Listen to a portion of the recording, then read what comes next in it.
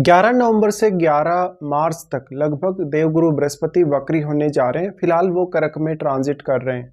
तो वृश्चिक लगन के हिसाब से अगर हम देखेंगे तो बृहस्पति आपके चार्ट में दूसरे भाव के स्वामी और आपके पंचम भाव के स्वामी। फिलहाल अगर उनका गोचर देखा जाए तो आपके नवम भाव में वो ट्रांजिट में है और वो अपनी उच्च की स्थिति में है। 5 दिसंबर तक इनका ये वाला ट्रांजिट है और अभी वो उच्च की स्थिति में 5 दिसंबर तक रहेंगे।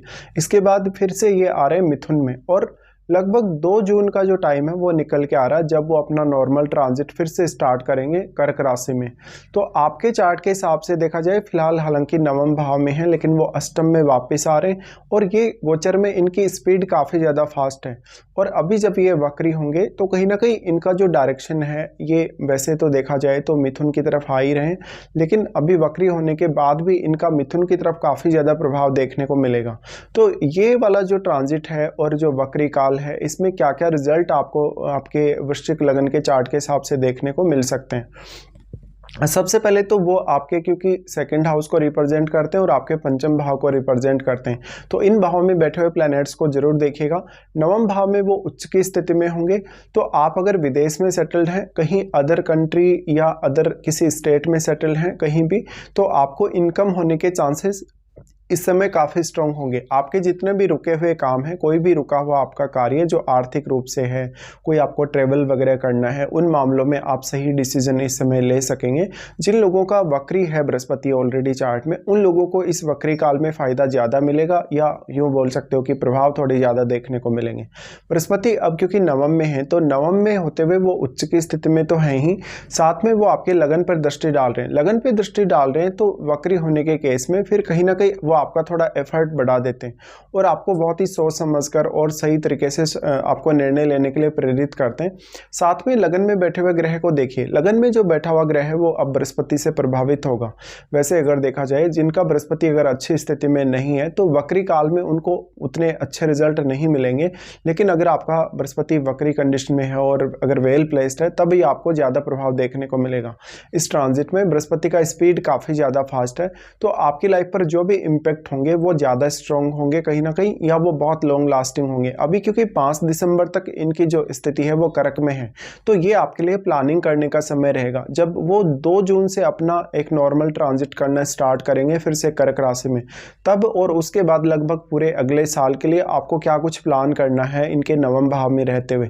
तो नवम भाव में रहते हुए जैसे आपको अपने हायर स्टडीज़ के लिए सोचना है, कुछ आपको अपने किसी गुरु से गाइडेंस लेनी है, पिता से गाइडेंस लेनी है, या आपकी लाइफ में कोई भी ऐसा पर्सन है जिससे आप लगातार कुछ ना कुछ गाइडेंस लेते रहते, तो उन लोगों से आपको गाइडेंस लेना चाहिए। साथ में आपके परिवार में या आप जिन भी लोगों के बीच में रहते हैं वहाँ जो भी बुजुर्ग लोग हैं, जो भी पढ़े लिखे लोग हैं, या जो भी कुछ ऐसे एडवाइस देने वाले जो लोग हैं जो अक्सर फैमिली वगैरह में एडवाइस देते रहते हैं कुछ ना कुछ, उन लोगों से आपका जो एडवाइस है वो ज़्यादा कहीं ना कहीं काम कर सकता है।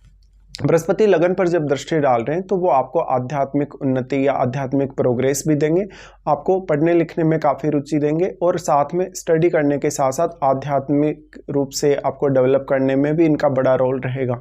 साथ ही पूजा पाठ वगैरह करने या इस प्रकार के अन्य कार्य करने में आपका थोड़ा सा जो उत्साह है बृहस्पति बढ़ाने वाले। लगन पर जब बृहस्पति इस तरीके से दृष्टि डालें तो आपकी लाइफ में आपके लिए क्या सही है क्या गलत है इसका निर्णय आप इजीली कर सकेंगे। फिर इनका दृष्टि आ जाता है आपके थर्ड हाउस पे। थर्ड हाउस पे बृहस्पति दृष्टि डाल रहे हैं तो आपको एफर्ट करने में मदद करेंगे, आपका जो एफर्ट होगा वो सही डायरेक्शन में होगा। और अभी ये वक्री हो रहे हैं तो थोड़ा एफर्ट करने में आपको ज़्यादा कहीं ना कहीं मेहनत जरूर करनी पड़ सकती है अगर आपका बृहस्पति उतना स्ट्रॉन्ग नहीं है या आपके चार्ट में बृहस्पति अगर वक्री कंडीशन में नहीं है तो। अब थर्ड हाउस में बैठे हुए ग्रह को देखिए, थर्ड हाउस में जो भी बैठा हुआ ग्रह है अगर वो बृहस्पति का एक मित्र ग्रह होगा तब आपको सबसे ज़्यादा मदद मिलेगी यहाँ बृहस्पति से। इसके साथ साथ जो आपके थर्ड हाउस में बैठा हुआ प्लेनेट है वो आपके चार्ट में जिन भावों का स्वामी है उन भावों के लिए भी आपको काफ़ी हद तक हेल्प मिल जाएगी। इसके साथ ही बृहस्पति आपकी कम्युनिकेशन की एबिलिटी को बढ़ाने वाले हैं, आपको काफ़ी सक्रिय रखने वाले हैं, आपको नॉलेज ग्रहण करने, कुछ नया सीखने या नई चीज़ों को जीवन में अनुभव करने का एक अच्छा मौका मिलेगा। बृहस्पति फिर आपके पंचम पे दृष्टि डालते हैं। पंचम पे दृष्टि डालेंगे तो ये संतान पक्ष के लिए बहुत ज़्यादा फेवर करने वाली स्थिति होगी। आपकी लव लाइफ या आपकी अंडरस्टैंडिंग, सीखने या समझने की आपकी प्रवृत्ति काफ़ी अच्छी होगी। साथ साथ में जो भी डिसीजन इस समय आप लेंगे उनके बहुत ज़्यादा परफेक्ट होने की संभावना होगी। साथ ही फिर बृहस्पति क्योंकि वो वापस आ रहे हैं आपके अष्टम में, तो देखिए जो भी आपके पेंडिंग काम है, जब से बृहस्पति ने यहाँ ट्रांजिट करना स्टार्ट किया था मिथुन में, लगभग मई का वो महीना था, और मई महीने के बाद से लेके अब तक, जब तक बृहस्पति अभी कर्क में प्रवेश नहीं किए तब तक की स्थितियां, और अभी जब वो वापस आ रहे हैं इस समय तक आपके कोई भी ऐसे निर्णय जो आपके पूरे नहीं हुए, जहाँ जहाँ भी आपने निर्णय लेके काम करना छोड़ दिया या आपने अपना प्लान बदल लिया या कुछ भी ऐसा रहा होगा जहाँ पर आपके काम में कोई व्यवधान भी आया होगा, तो उन मामलों पे आप दोबारा से फोकस कर सकते हैं। हो सकता है आपका इन लॉज के साथ किसी भी प्रकार का डीलिंग था जो नहीं हो पाया, या उन लोगों से आपको कोई मदद वगैरह मिलनी थी, हेल्प मिलनी थी, या मान लो आप कोई रिसर्च के लिए प्लान कर रहे थे, हायर स्टडीज़ के लिए कुछ प्लान कर रहे थे, कोई भी साइंटिफिक वर्क का आप करने का सोच रहे हैं, या कोई भी बहुत लंबा समय का स्टडी करने का प्लान आप कर रहे थे, तो उन मामलों पे अब आप ज़्यादा ध्यान दे सकते हैं। अष्टम का बृहस्पति तो आपका ज्ञान बढ़ाएगा, आपके लिए क्या सही है क्या गलत है उसकी आपको अच्छे से आभास देगा। साथ ही जो लोग रिसर्च के फील्ड में हैं या जो लोग अकल्ट के फील्ड में हैं उनको सबसे ज़्यादा फायदा यहाँ मिलेगा। इसके साथ ही ये बुध का घर है, बुध का घर होने से बुध की प्लेसमेंट आपको अपने चार्ट में जरूर देखनी चाहिए।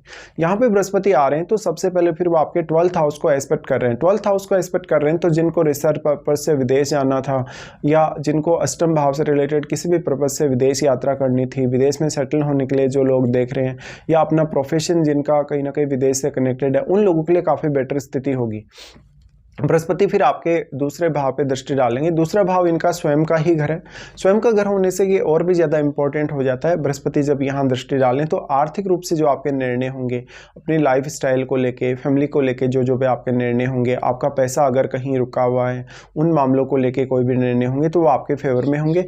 साथ ही आप अपने अर्निंग्स को अच्छे से एडजस्ट कर सकेंगे, नए कुछ इनकम सोर्सेज खोज सकेंगे। यहाँ जब भी आप कोई भी इन्वेस्टमेंट किए हैं पहले, तो उस इन्वेस्टमेंट से आपको फ़ायदा मिलेगा, या फ्यूचर के लिए भी आप ऐसा कुछ प्लान अगर करने वाले हो इन्वेस्टमेंट वगैरह करने का, तो उसमें भी आपको फायदा मिलेगा। लेकिन पर्टिकुलरली जो निर्णय है आपके, जिस हिसाब से आपकी थिंकिंग है, जिस हिसाब से आपकी मेंटलिटी है, उस पर बृहस्पति यहाँ काफ़ी अच्छा प्रभाव डालेंगे। तो आपके लिए क्या सही है क्या गलत है इसका फैसला करना आपको आसान होगा। फिर इनका दृष्टि यहाँ से आ जाता है आपके 4th हाउस पे। 4th हाउस पे जो दृष्टि होगा, यहाँ इनका जो प्रभाव होगा अगर देखा जाए तो ये क्योंकि शनि के घर को एस्पेक्ट कर रहे हैं, तो शनि की प्लेसमेंट को सबसे पहले देख लीजिएगा।